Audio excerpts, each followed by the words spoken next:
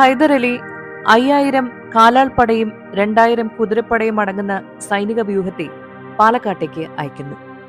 ഹൈദർ അലിയുടെ കീഴിലുണ്ടായിരുന്ന ഫ്രഞ്ചുകാരനായ ഒരു എഞ്ചിനീയർ ആയിരുന്നു ഈ കോട്ടയുടെ ശില്പി.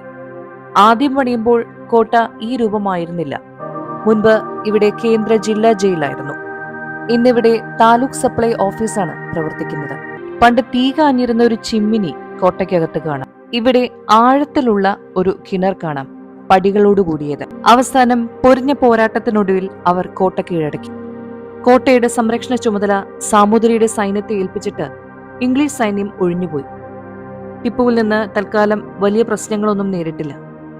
എങ്കിലും കോട്ട കാക്കുന്ന സാമൂതിരിയുടെ പട്ടാളക്കാരെ പ്രകോപിപ്പിക്കാൻ വേണ്ടി മൈസൂർ ഭടന്മാർ എല്ലാ ദിവസവും ബ്രാഹ്മണരുടെ ശിരസ് വെട്ടി കെട്ടിത്തൂക്കുക പതിവാക്കി.